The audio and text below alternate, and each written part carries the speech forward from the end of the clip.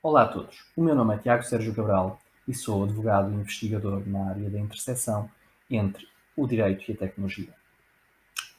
Estou hoje aqui a convite da ELSA, Universidade Autónoma de Lisboa, para vos falar um bocadinho de uma figura muito interessante ao abrigo do Regulamento Geral sobre a Proteção de Dados, que é a figura da representação sem mandato. Sem mais demoras, da leitura conjugada dos artigos 79 e 82 do Regulamento Geral sobre a Proteção de Dados, o RGPD, sabemos que todos os titulares têm o direito a deitar mão à ação judicial se considerarem que os seus direitos ao abrigo do regulamento foram violados e a obter a respectiva tutela inhibitória. Mas o RGPD não se fica por aqui. O RGPD, de facto, vai mais longe no artigo 80, ao consagrar no artigo 80, número 1, a figura da representação com mandato e no artigo 80, número 2, a figura da representação sem mandato. Diz-nos o artigo 80, número 1 do RGPD, que o titular dos dados tem o direito de mandatar um organismo, organização ou associação sem fins lucrativos que esteja devidamente constituída ao abrigo do direito nacional e cujos objetivos estatutários sejam do interesse público e cuja atividade abrange a defesa dos direitos e liberdades do titular dos dados no contexto da proteção de dados pessoais, para, em seu nome, exercer um conjunto de direitos ao abrigo do RGPD, nomeadamente o direito à ação judicial. Esta norma encontra-se claramente refletida no artigo 35 da Lei 58 de 2019, a nossa lei de execução do RGPD. No entanto, aquilo que não se encontra claramente refletido na lei de execução, e na verdade não se encontra refletido de todo na lei de execução, é a figura prescrita no artigo 80, número 2 do RGPD, que nos fala da representação sem mandato. Diz-nos o artigo 80, número 2, que os Estados-membros podem prever que o organismo, organização ou associação referida no número anterior, independentemente do mandato conferido pelo titular dos dados, tem o direito a exercer este conjunto de direitos, nomeadamente o direito à ação judicial. Ora, isto encontra-se, o 80 número 2 encontra-se claramente dentro da margem de livre conformação do Estado-membro e é aqui uma exceção àquilo que é a harmonização máxima tradicionalmente trazida por um regulamento. O RGPD claramente deixa ao critério do legislador do Estado-membro, neste caso do legislador português, a possibilidade de consagrar ou não esta figura da representação sem mandato. O que nos traz à questão de se, devido à falta de consagração na lei de execução, devemos considerar que esta figura não existe no nosso ordenamento jurídico. Avançando aqui um bocadinho a resposta, seria prematuro, na medida em que, antes de nos comprometermos a esta afirmação, será necessário olhar para o nosso ordenamento como um todo e devemos, de facto, começar pela figura do direito da ação popular. Em Portugal, o direito da ação popular tem consagração constitucional, nomeadamente no artigo 52 da Constituição da República Portuguesa, cujo número 3 nos diz que é conferido a todos, pessoalmente ou através de associações de defesa dos interesses em causa, o direito da ação popular nos casos e termos previstos na lei, incluindo o direito de requerer para o lesado ou lesados a correspondente indemnização, nomeadamente para promover a prevenção, a cessação ou perseguição judicial das infrações contra a saúde pública, os direitos dos consumidores, a qualidade de vida, a preservação do ambiente e o património cultural, ou assegurar a defesa dos bens do Estado, das regiões autónomas e das autarquias locais. Como podemos ver, o direito à proteção de dados pessoais não se encontra neste elenco que está constitucionalmente consagrado. No entanto, este elenco de bens jurídicos constitucionalmente consagrado.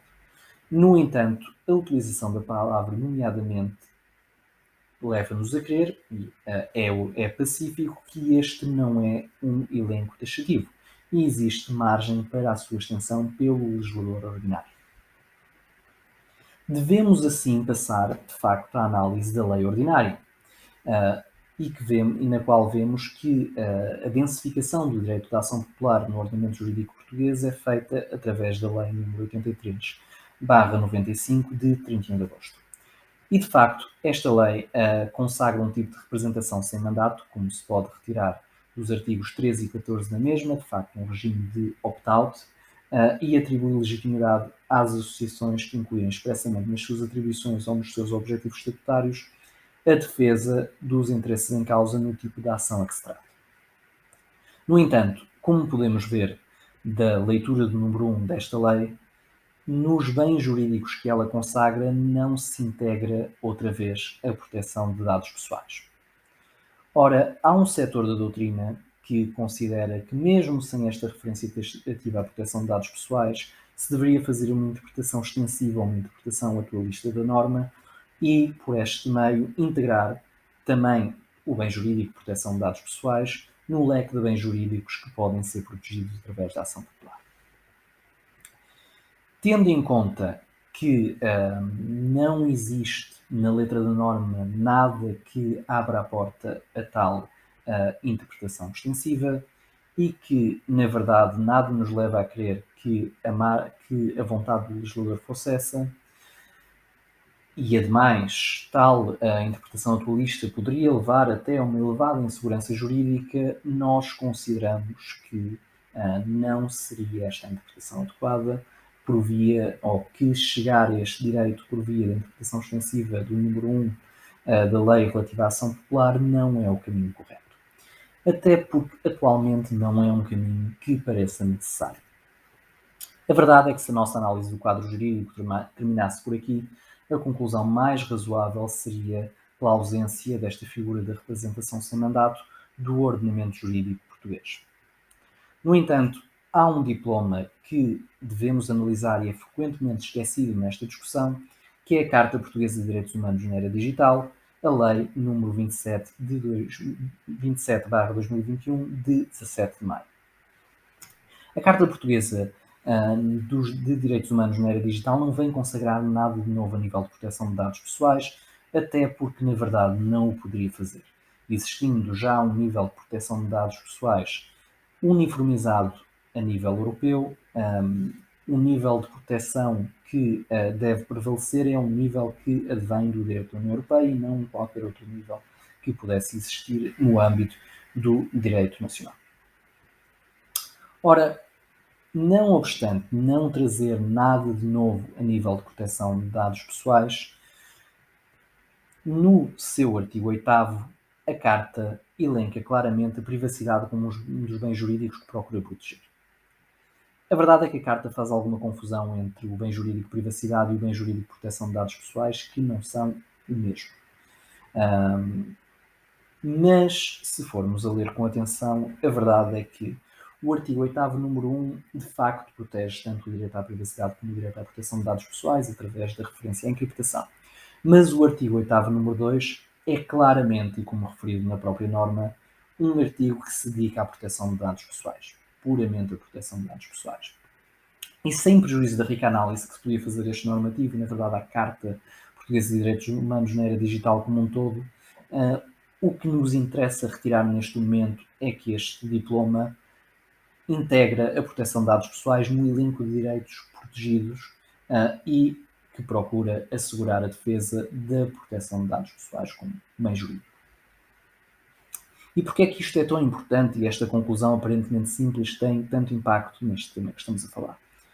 É porque o artigo 21 da Carta, no seu número 1, estende efetivamente os casos de possível uso do direito da ação popular ao afirmar que, para a defesa do disposto na presente lei, a todos são reconhecidos os direitos previstos na legislação referente à ação popular devidamente adaptada à realidade do ambiente na era digital. Assim, aquela falta de tipicidade que falámos há bocado, de o facto da proteção de dados não estar taxativamente elencada no elenco de bens jurídicos que podem ser protegidos através da ação popular, encontra-se resolvida. Por via da Carta, existe agora de forma clara uma referência, entre outros direitos, à proteção de dados pessoais no elenco de bens jurídicos que podem aqui ser protegidos. A consequência que daqui se retira é a consagração da representação sem mandato para a defesa do direito à proteção de dados nos termos do artigo 80, número 2 do RGPD no ordenamento jurídico português, não obstante a sua ausência na lei de execução. É uma consagração confusa, é uma consagração que certamente beneficiaria de uma clarificação por parte do legislador, mas parece ser uma consagração clara. Muito obrigado e estou disponível para qualquer questão que tenham sobre este tema, que se poderão eventualmente dirigir à ELSA, Universidade Autónoma de Lisboa, que certamente vos redirecionará a mim. Muito obrigado.